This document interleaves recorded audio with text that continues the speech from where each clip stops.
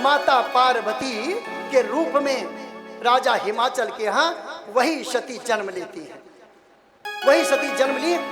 तो जब वो थोड़ी बड़ी हो गई, ब्याह के योग्य हो गई, तो एक बार नारद मुनि उनके यहाँ पधारे, राजा हिमाचल के यहाँ। वहां पर पधारे तो मुनिवर को देख करके राजन ने खूब आवभगत किया। आवभगत किया, उनको आसन पर बिठाया, उनके चरणों को धो करके बैठे और कहने लगे कि हे मुनिवर, बड़े शुभ अवसर पर आप आए हो, हमारी पुत्री की हस्तरेखा देख लो।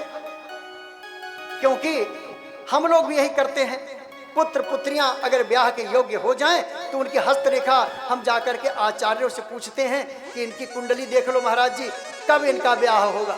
तो इस प्रकार से लोग कहते हैं। तो ऐसे ही नारद जी को कहते हैं। नारद जी ने जब माता को, क्योंकि वो तो गए ही इसी निमित्त थे, जैसे ही पार्वती के हाथों को देखा तो बड़े ध्यान से देखने लगे। तो राजा हिमाचल पूछते हैं कि गुरुवर आप क्या देख रहे हैं? अरे मेरी पुत्री के कोई गुण दोष हो तो बता दो। तो नारद जी कहते हैं कि अरे गुण दोष क्या बताऊं, हे राजन, ये तो संपूर्ण स्त्रियों का श्रृंगार है। सारे संसार में स्त्रियां इनके नाम को लेकर के अनुष्ठान करेंगी, व्रत करेंगी।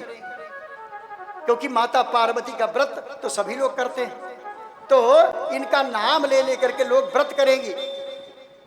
इनके अंदर कोई अवगुण है ही नहीं, क्या बताऊं। कहते क्या है भैया?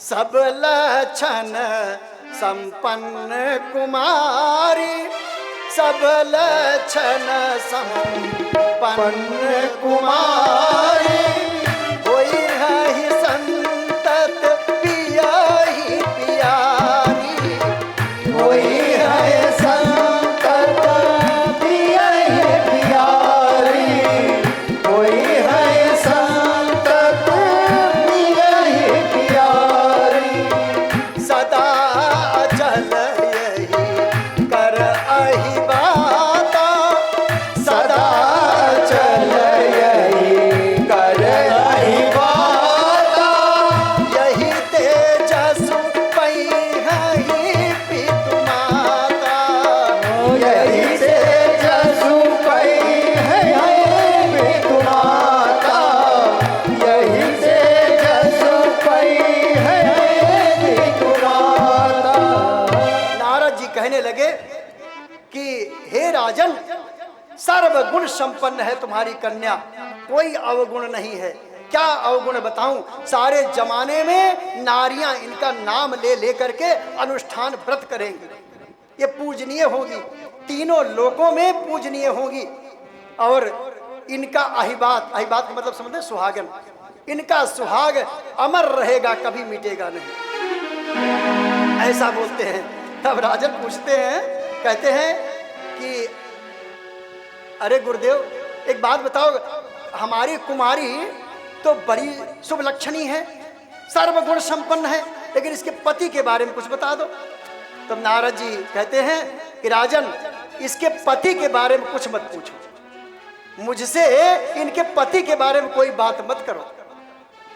राजन घबरा गए और मैना रानी में घबरा गई, कहने लगी कि हे महर्षि, ऐसी क्या बात है, ऐसी क्या अनहोनी होने वाली है? मेरे पति के, जो पुत्री के पति हैं, उनके जीवन के बारे में कुछ तो बताइए। तब नारद जी कहने लगे, बड़ी सुंदर बात कहते हैं कि हे राजन सुनो, वो तीनों लोगों का जैसे सन्यासी होगा, उसकी बड़ी बड़ी जटाएं होंगी,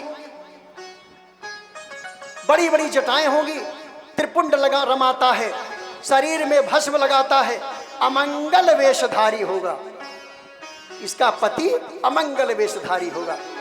अरे भाई, जिसके गले में सर्पों की माला पड़ी रहती हो, जो वन में रहता हो, शमशान की भस्म लगाता हो, ऐसे देवाधिदेव महादेव को तो अमंगल वेश ही कहा जाएगा।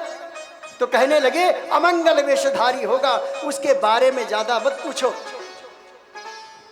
भगवान जब नारद जी ऐसे कहते हैं, तब राजन घबरा गए, मैना रानी घबरा गई और कहने लगे गुरुदेव, ये कोई उपाय बताओ कि जिससे कुंडली के दोष खत्म हो जाएं और इनके जो कोई शुभ लक्षण वाला पति मिले। ऐसे अमंगल वेशधारी को मैं कैसे अपना दामाद बनाऊंगी।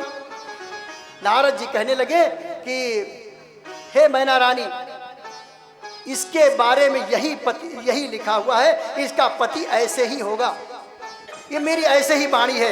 कहने लगे कि जा करके आप कोई भी उपाय कर लो, लेकिन जो मैं बता रहा हूं वही होगा। कहने लगे शमशानवासी होगा। अब हर माता पिता तो अपनी पुत्री के लिए राजकुमार जैसा वर चाहता है। कौन चाहेगा कि भस्म लगाने वाला, जटा रखने वाला, अमंगल वेशधारी जो चिता का भस्म लगाता हो, गले में सर्पों की माला पहनता हो, ऐसा अमंगल वेशधारी दूल्हा तो कोई नहीं चाहता अपने पुत्री के लिए। राजन और माता घबरा गईं। तब नारद जी कहने लगे कि हे मैना रानी सुनो, जो इनके लिए जो मैंने लिखा है, क्योंकि यही एक ऐसा जो लक्षण मैंने बताया है, या ऐसे लक्षण वाले स्वयं देवाधिदेव महादेव हैं इस दुनिया में, क्योंकि वही अमंगल वेशधारी हैं, जटाएं रखते हैं और शमशानवासी हैं, लेकिन वो अजर अमर हैं, तीनों लोक उनको पूजता है। अगर तुम्हारी कन्या तपस्या करे, तपस्या करके भगवान शिव को प्राप्त कर ले, तो वो भगवान शिव हैं जो समस्त सृष्टि को रच देते हैं। ऐसे भगवान शिव आपकी कन्या के सारे अवगुणों को समाप्त कर देंगे। ऐसे कह करके नारद जी कहने लगे, जो तप करई कुमारी तुम्हारी, जो तप करई कुमारी तुम्हारी, भाभी उमेरी सकहि त्रिपुरारी, भाभी उमेरी सकहि त्रिपुरारी, भाभी उमेरी सकहि त्रिपुरारी, जदपि बर अनेक जग माही, जदपि बर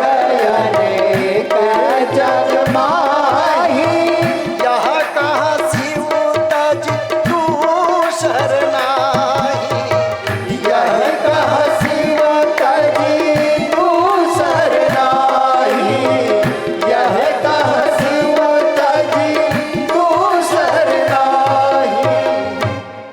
कहने लगे, अगर तुम्हारी कुमारी जो पार्वती है, अगर तपस्या करे, तपस्या करके भगवान शिव को प्रसन्न कर ले, अगर भगवान शिव प्रसन्न हो गए तो समस्त अवगुण जो मैंने बताए हैं सब गुण में बदल जाएंगे, क्योंकि भगवान के इतने अवगुण होते हुए भी सारी दुनिया पूजती है उनको। तो ऐसे भगवान शिव अगर इसको वर के रूप में प्राप्त हो जाएंगे तो बड़ा ही मंगल होगा। और एक बात और कह रहा हूं, क्योंकि उनके अलावा इसके जीवन में दूसरा कोई वर है ही नहीं। ये कह करके नारद जी वहां से चले जाते हैं। अब इधर मैना रानी बड़ी परेशान कि पुत्री को बार बार अपनी गोद में बिठाती हैं। हे पुत्री, हम तो लोग मनुष्य हैं, हम कहाँ इतनी तपस्या कर सकते हैं। अगर भगवान शिव को कौन प्राप्त कर सकता है, इतनी कठोर तपस्या कैसे कर पाओगी।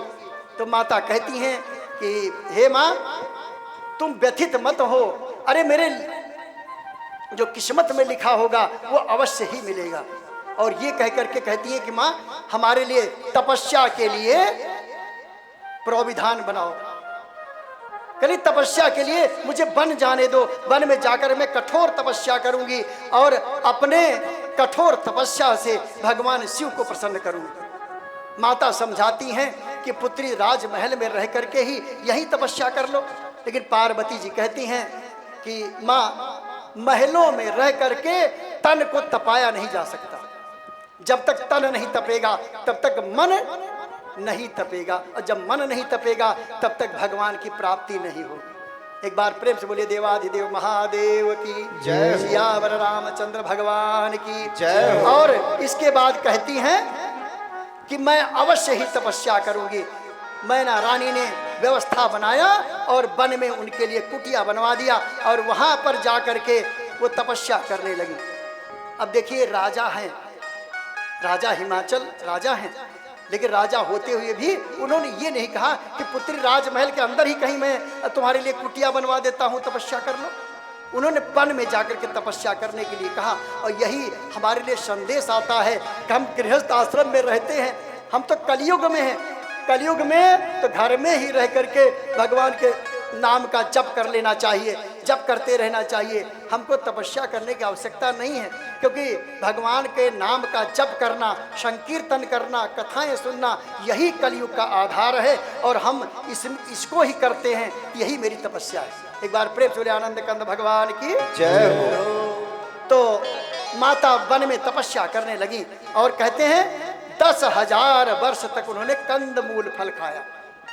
10,000 वर्षों तक कंदमूल फल खाया और उसके 100 वर्षों तक उन्होंने साग पत्ते खाए। कुछ दिन तक उन्होंने सिर्फ हवा पी करके और जल पी करके अपना बिताया और उसके बाद उन्होंने सब कुछ छोड़ दिया और अंत में 3,000 वर्षों तक बेलपत्र खाए। वो भी बेलपत्र, सूखे बेलपत्र जो वृक्षों से गिरे होते। ऐसे माता का नाम हो गया अपर्णा।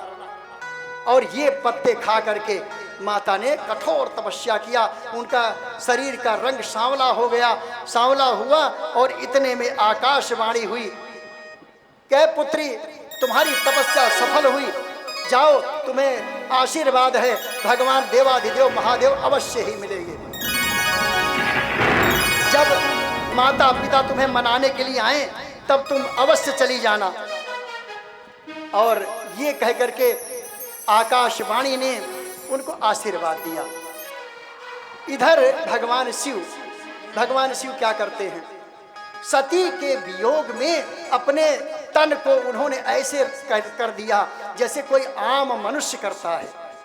वियोग में जैसे आम मनुष्य जो बहुत प्रेमी लोग होते हैं, जिनके हृदय में आघात हो जाता है, ऐसे प्रेमी मनुष्य बन बन घूमते हैं, विक्षिप्त हो जाते हैं। ऐसे भगवान शिव जो देवाधिदेव महादेव हैं, वो भी विक्षिप्त हो गए और जगह जगह जहाँ कीर्तन भजन होता वहीं जाके बैठ जाते मनुष्य के रूप में। जहाँ पर कथाएं होती हों वहाँ चले जाते, जगह जगह जाकर के कथाएं सुन रहे हैं और पृथ्वी पर घूम रहे थे। और एक बार की बात है, व्यथित हो करके उन्होंने आसन जमा लिया। आसन जमा करके उन्होंने अखंड तपस्या शुरू कर दी। अखंड तपस्या शुरू कर दिया तो इतने में माता पार्वती के पास सप्त ऋषि आए और उन्होंने, भगवान शिव ने उनको प्रेरणा दी कि जाकर के पार्वती को समझाओ। सप्त ऋषि आए तो माता पार्वती को समझाने लगे, अरे पुत्री तुम किसकी तपस्या कर रही हो और किसके कहने से कर रही हो। माता पार्वती कहती हैं कि मैं गुरु नारद जी की प्रेरणा से कर रही हूं। सप्तऋषि कहने लगे, क्योंकि भगवान शिव ने प्रेरणा दिया कि जाके परीक्षा लेके आओ। तो भगवान ने जब ऐसे कहा तो सप्तऋषि से कहने लगी माता कि गुरु नारद ने हमको प्रेरणा दिया है और उनके कहने से मैं अखंड तपस्या कर रही हूं। सप्तऋषि कहने लगे, अरे पुत्री किसके कहने से तपस्या कर लिया, उसका तो विवाह हुआ नहीं, वो दुनिया का ब्याह नहीं करना देना चाहता। अरे राजा दक्ष के 10,000 पुत्रों को ज्ञान देकर के सन्यासी बना दिया, ऐसे नारद की बात तुम मानती हो? वो किसका भला चाहते हो? किसी का भला नहीं चाहते, तो उनके कहने की बात मत मानो। लेकिन कहती हैं माता पार्वती कि जब तक ये शरीर है, जब तक मेरा शरीर जिंदा रहेगा, मेरी सांसें चलती रहेंगी, तब तक मैं भगवान शिव को ही प्राप्त करने के लिए तपस्या कर रही हूँ और करती रहूँगी। एक बार प्रेम से बोलिए पार्वती मैया की जय हो। और इस प्रकार से माता पार्वती तपस्या कर रही हैं। सप्तऋषि आए और उन्होंने भगवान शिव से कहा कि प्रभु ऐसे है। और उसके बाद भगवान की प्रेरणा हुई।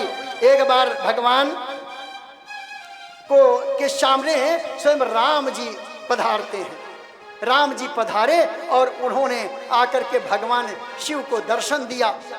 भगवान शिव ने आंखें खोली, प्रणाम करके कहने लगे, हे नारायण, आपने दर्शन दे करके मुझे कृतार्थ कर दिया। भगवान नारायण ने कहा कि मेरा दर्शन तो अमोघ है, हे भगवान शिव मुझे एक वरदान दो। नारायण कहते हैं तो भगवान ने कहा आप तो मेरे आराध्य हैं, आप जो आदेश देंगे मैं वही करूंगा।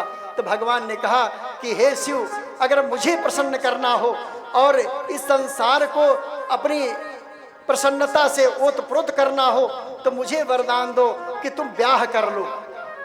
भगवान शिव ने कहा कि हे प्रभु, अरे आप तो कह रहे हो मेरे आराध्य देव हो, मैं दूसरा ब्याह कहाँ करूँगा, क्योंकि मेरी पत्नी का देहांत हो गया है, अब मैं दूसरा ब्याह करना नहीं चाहता।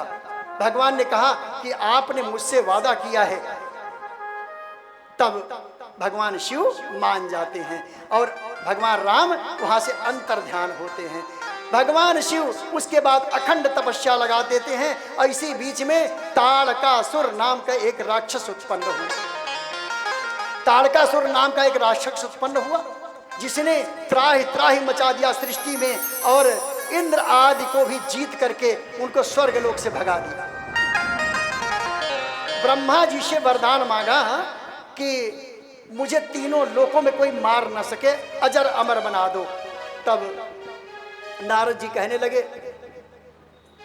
भगवान ब्रह्मा जी कहने लगे कि मैं खुद ही अजर अमर नहीं हूं, क्योंकि मेरी भी एक मृत्यु की अवधि है।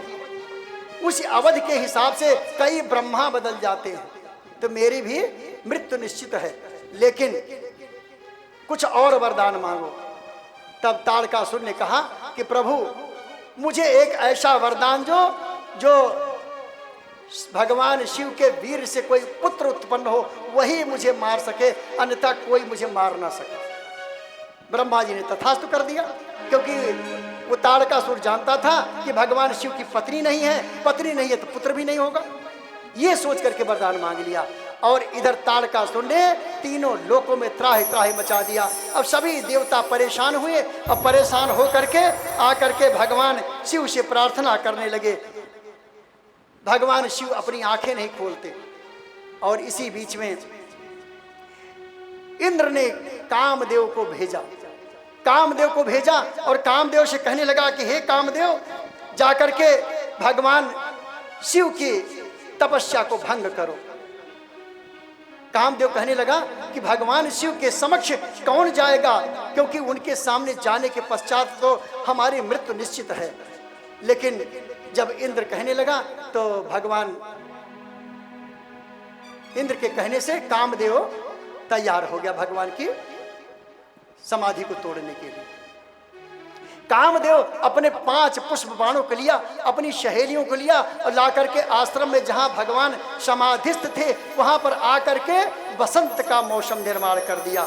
और ऐसा बसंत का मौसम निर्माण किया कि महाराज तुलसीदास जी लिखते हैं कि चर अचर जीव जगत जितने भी थे सब के सब काम मोहित हो गए।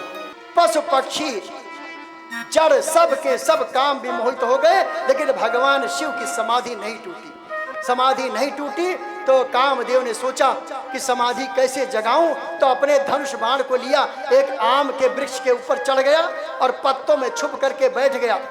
5 पुष्प बाण उसने उठाए और एक एक करके बाणों को भगवान शिव के हृदय में तान तान करके मारने लगा। जैसे ही बाण मारा भगवान शिव की आंखें खुली और आंखें खोल करके देखने लगे किसने मारा, और ये देख करके जैसे ही भगवान का त्रिनेत्र खुला कामदेव जल करके भस्म हो गया।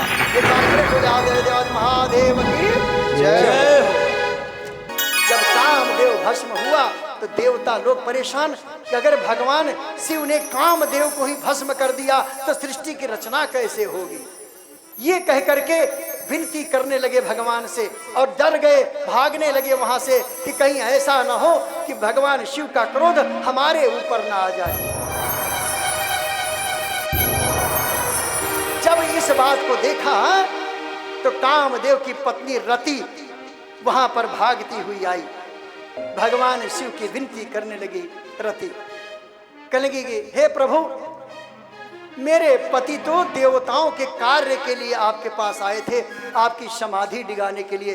हे प्रभु, आप तो आशुतोष हैं, सारी दुनिया का रक्षण करते हैं, और मेरे पति को, जिसका कोई इस कार्य में अपना हाथ नहीं था, दूसरे के कार्य सिद्ध करने के लिए आया था, ऐसे को आपने जला करके भस्म कर दिया, अपना जीवन कैसे बिताऊंगा।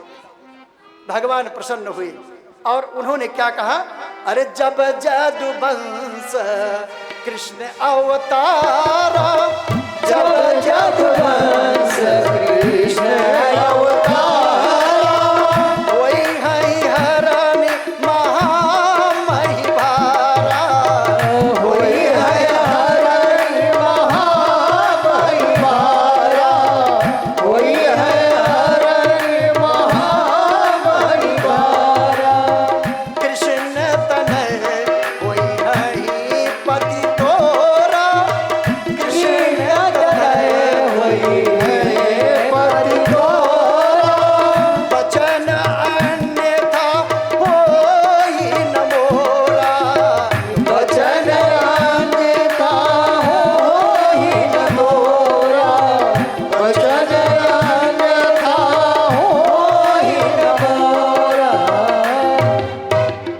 भगवान प्रसन्न हुए और रति से कहने लगे, हे रति, तुम संताप मत करो, वरदान देता हूं कि तुम्हारे पति अनंग रूप से इस सृष्टि में विराजमान रहेंगे, जिनका शरीर नहीं होगा, लेकिन ये पशु पक्षी जड़ चेतन सब में बिना अंग के ही विराजमान रहेंगे और सृष्टि का संचालन चलता रहेगा।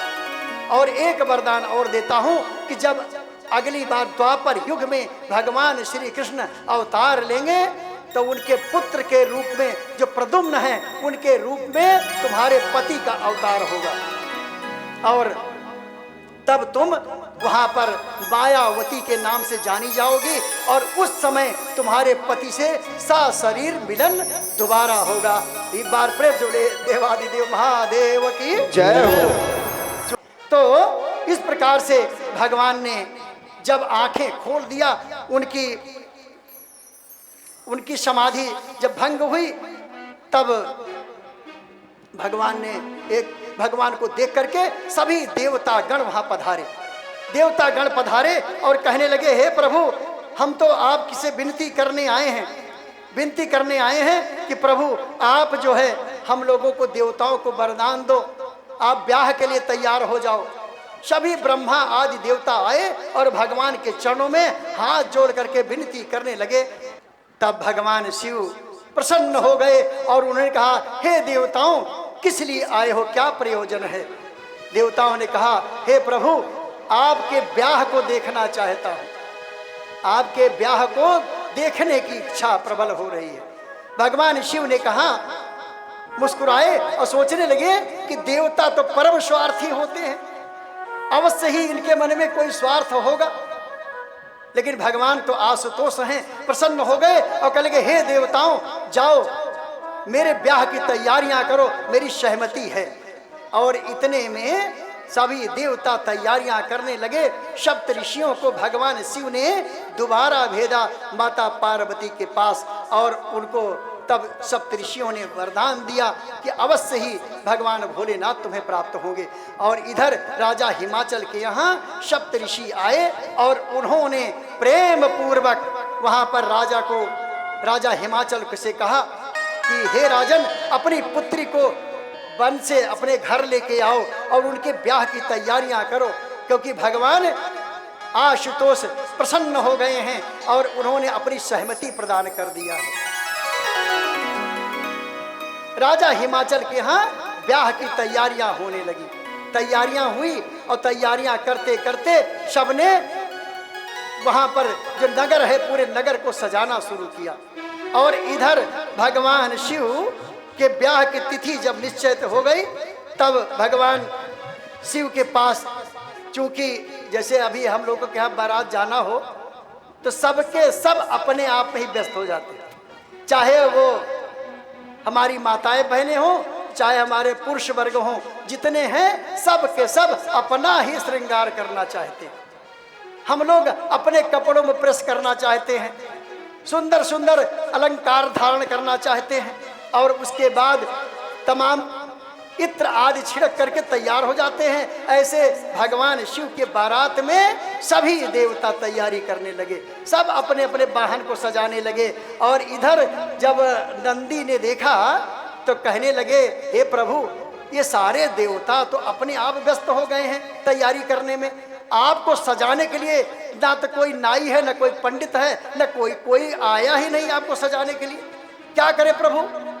भगवान ने कहा कि भाई सब लोगों को सजने दो, हम तो ही भस्म लगा करके चल पड़ेंगे, हमारा क्या है। अरे हमारे लिए तो मृगछाला ही बहुत है, ये बाघंबर धारण करता हूं यही बहुत है।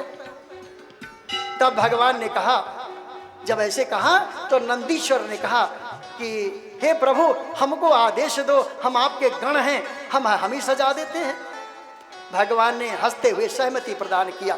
तब देखिए नंदी कौन है, नंदी के बारे में बहुत कम लोग जानते होंगे। हमारी कथाएं जिन्हें सुना होगा अवश्य पता होगा, क्योंकि नंदी शिलाद मुनि के पुत्र थे, जो महाप्रतापी, बहुत तपस्या किया शिलाद मुनि ने, तब नंदी को प्राप्त किया। और नंदी भगवान शिव की प्रेरणा से प्राप्त हुए, इसलिए जब से ही उनका जैसे उत्पन्न हुए तो शिलाद मुनि से नंदी ने स्वयं कहा कि मैं भगवान शिव के चरणों में अर्पित रहना चाहता हूँ, और जहाँ जहाँ भगवान शिव होंगे वही विराजमान रहना चाहता हूँ।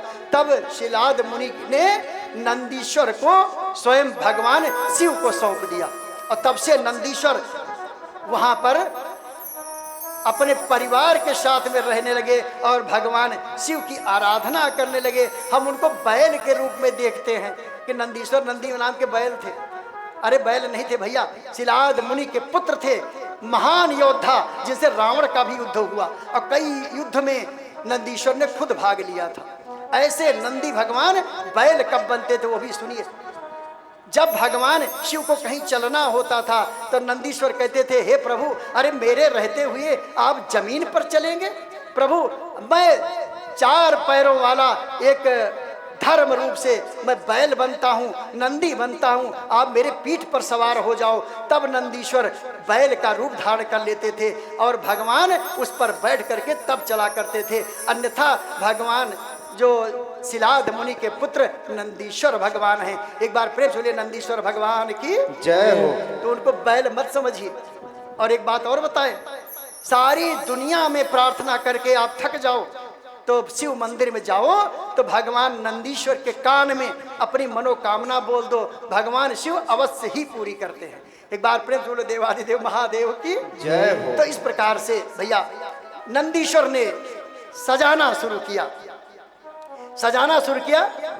भगवान तुलसीदास जी क्या लिखते हैं, अरे शिव ही शंभुगन, शिव ही शंभुगन, करहि सिंगारा, करहि सिंगारा, करहि सिंगारा, जटा मुकुट अहि मोर सवारा, जटा मुकुट अहि मोर सवारा, जटा मुकुट अहि मोर सवारा, कुंडल कंकन पहिरे ब्याला, कुंडल कंकन पहिरे ब्याला, तन विभूति पट के हरिमाला, तन विभूति पट के हरिचाला, तन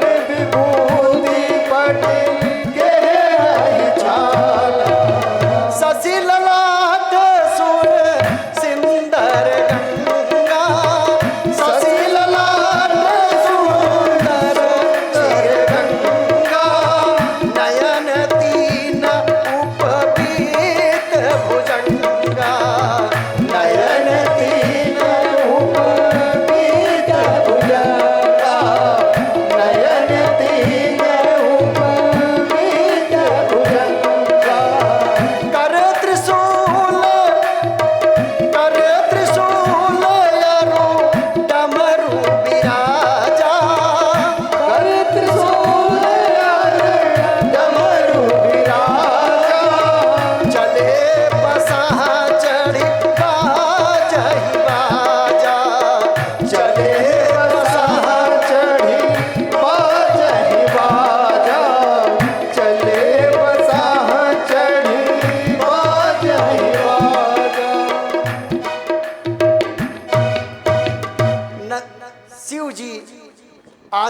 देते हैं तो नंदी भृंगी आज जितने उनके प्रधान गण हैं सबने श्रृंगार करना शुरू किया भगवान का।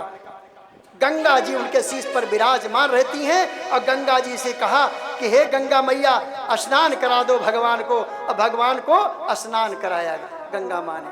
और उसके बाद उन्होंने सोचा कि मोर कैसे धारण कराएं, मोर तो कहीं मिलता नहीं कैलाश में।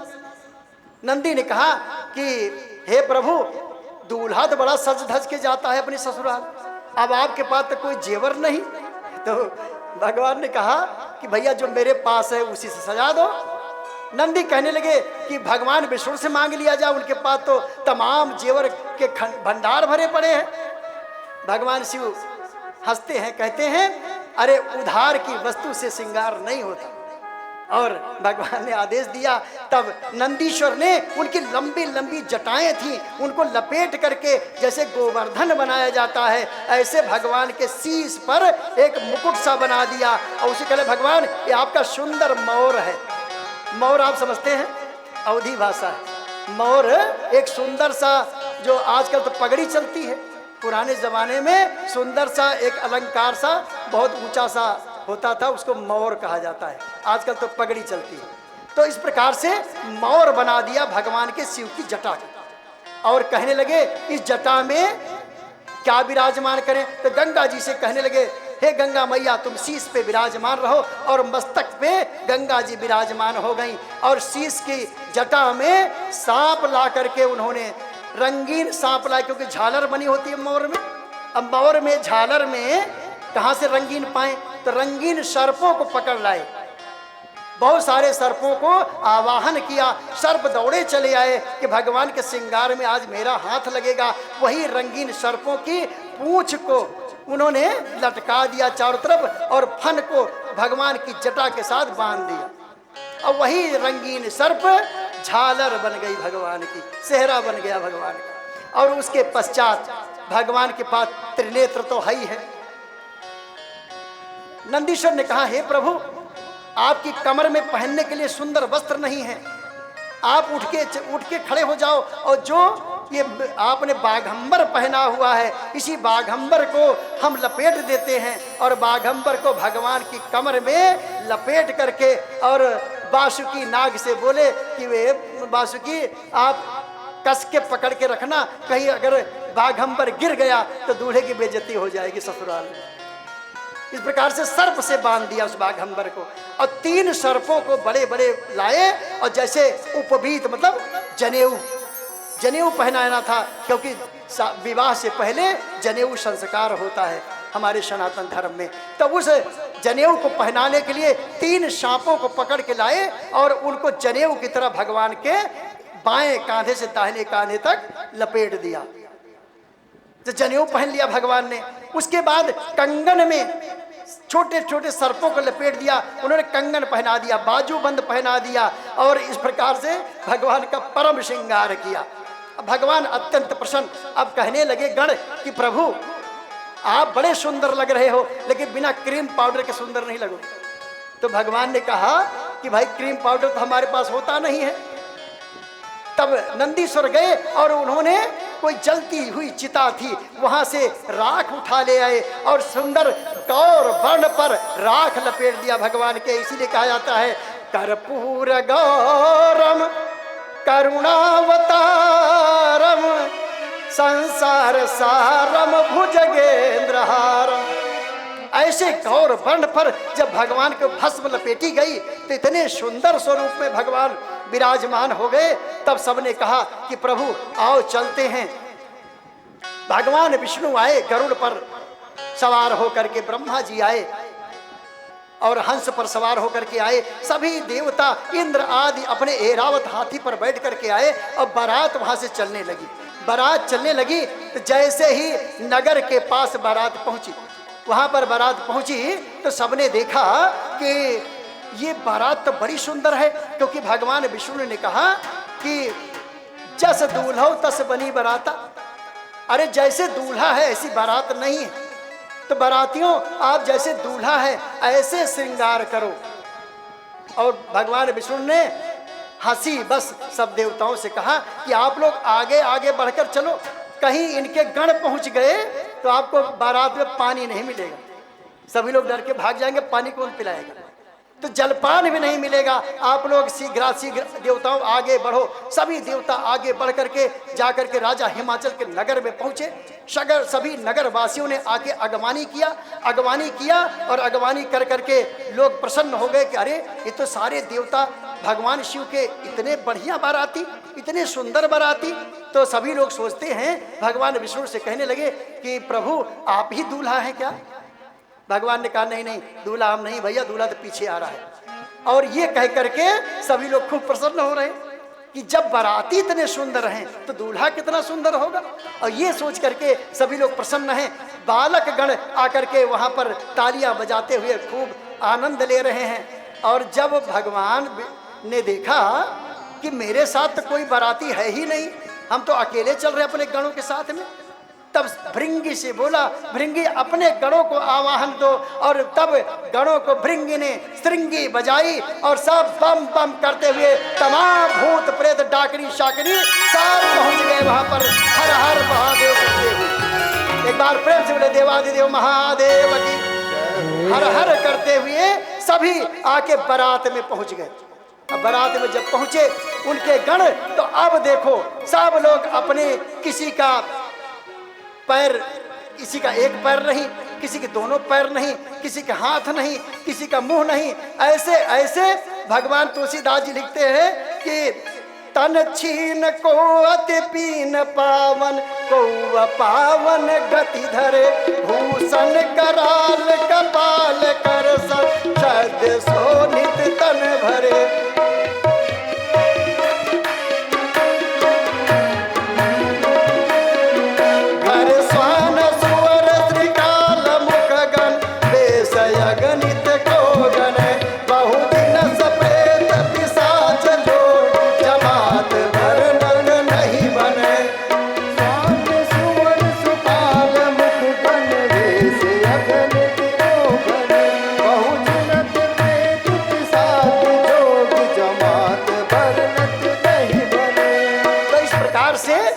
भगवान शिव के गण वहां पर पधारे और उन गणों के साथ में भगवान ने प्रस्थान किया। अब जब भगवान शिव के गण वहां पधारे नगर के समीप, तो बालकों ने देखा तो डर करके भागे, अरे कोई बौरहवा आ गया है, अरे तो पागल है, ऐसा दूल्हा जिसके शीश पर सांपों की माला लटक रही है, अरे उनके गले में सांप लटक रहे हैं, ऐसा दूल्हा तो जीवन में पहली बार नहीं देखा। मुझे लगता है आज राजा हिमाचल के नगर में कोई बचेगा नहीं। सभी लोग जा करके सारे बालक गण भाग करके डर के मारे अपने घरों में घुस गए। जो वहां पर अगवानी करने के लिए बूढ़े बुजुर्ग आए थे, वो भी अपने जूते चप्पल छोड़ छोड़ करके भागे। अब इधर भगवान शिव प्रसन्न, और कहां पर बैठे भगवान? नंदीश्वर के पीठ की तरफ मुंह किए हुए भगवान शिव बैठे। नंदीश्वर का मुंह आगे और भगवान का मुंह पीछे।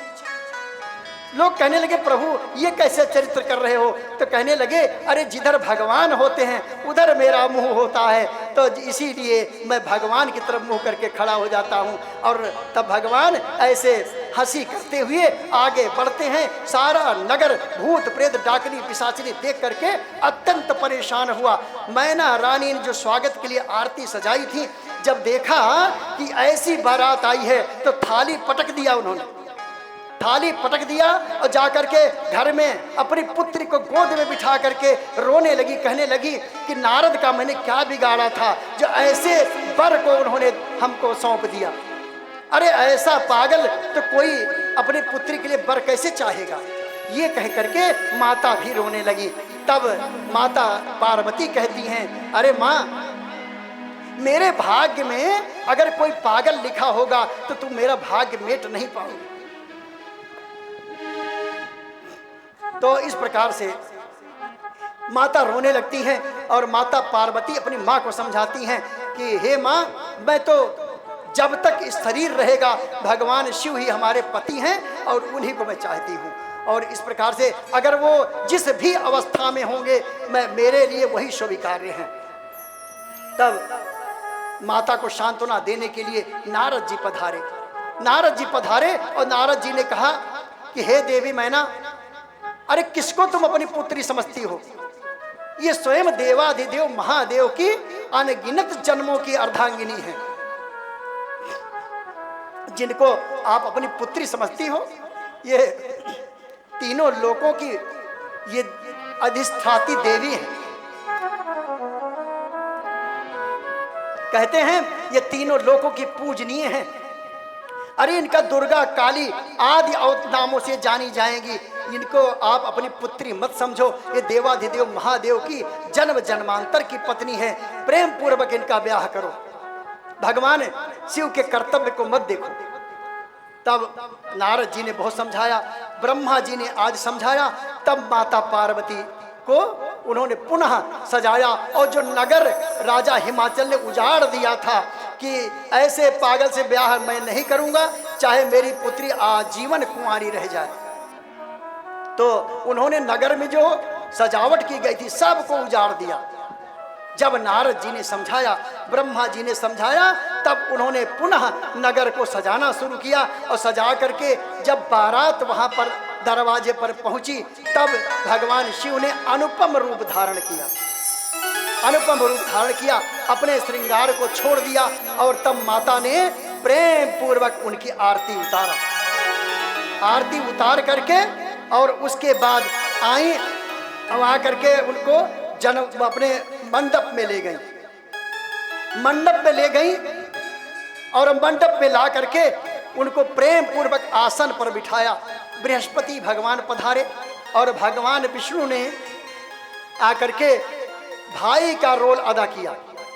जैसे भाई कन्यादान में आकर के सहायता करता है, तो भाई के रूप में स्वयं नारायण आए। इसीलिए माता पार्वती और नारायण भाई बहन हैं। इसीलिए भाई बन करके नारायण ने आकर के उनका कन्यादान कराया। बृहस्पति आदि ने वेद मंत्रों से उच्चारण किया और वेद मंत्रों से उच्चारण करते करते सभी ने प्रेम पूर्वक भगवान शिव की महिमा गाई। और वहां पर भगवान के ब्याह की सुंदर रचना हुई। और जैसे यह हमारे सनातन धर्म में विधान है कि 7 फेरे लेकर के और 7 वचन वहां पर दिए जाते हैं, ऐसे वचन को के ऋषियों ने वहां पर गाया। और भगवान तुलसीदास जी लिखते हैं, पानी ग्रहण जब कीन महेशा, पानी ग्रहण जब कीन महेशा, ये हर से तब सकल सुरेशा, ये हर से तब सकल सुरेशा, ये हर से तब सकल सुरेशा। वेद मंत्र मुनि वर उच्च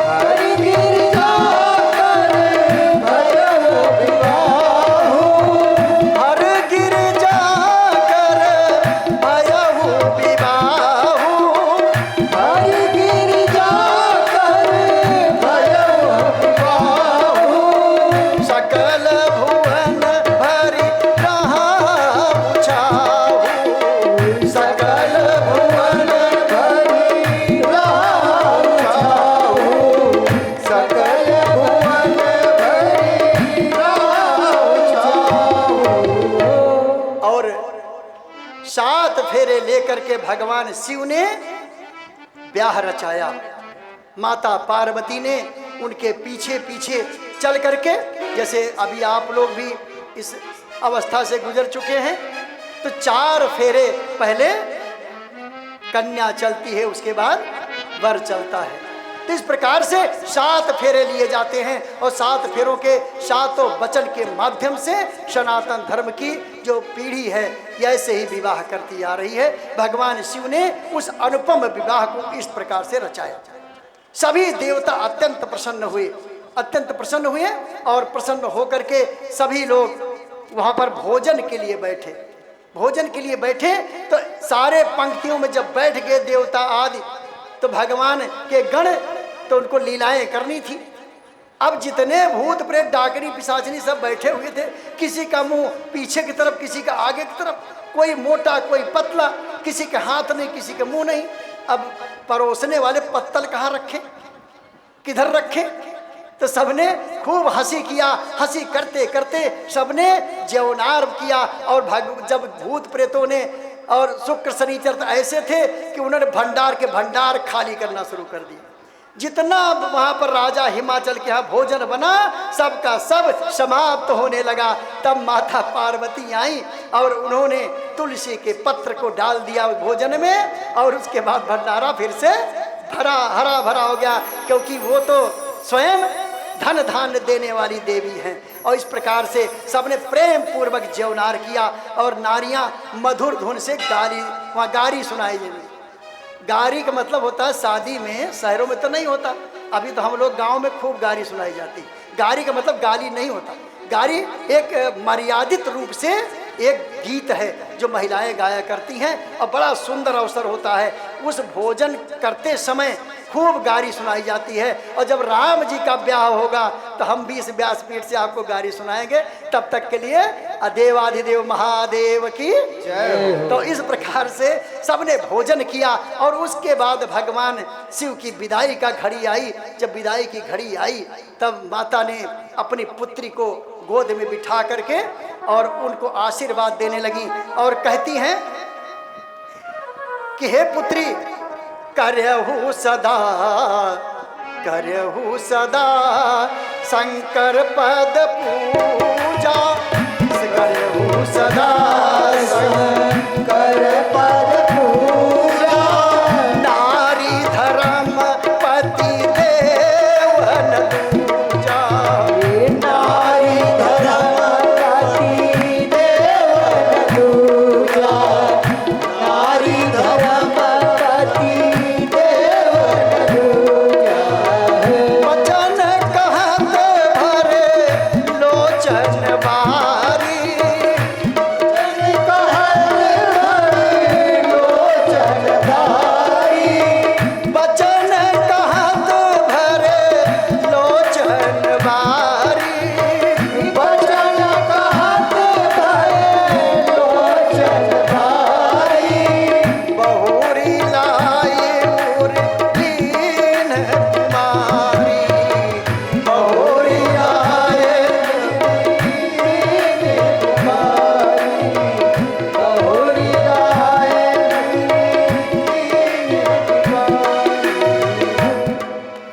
से विदा लिया माता पार्वती ने।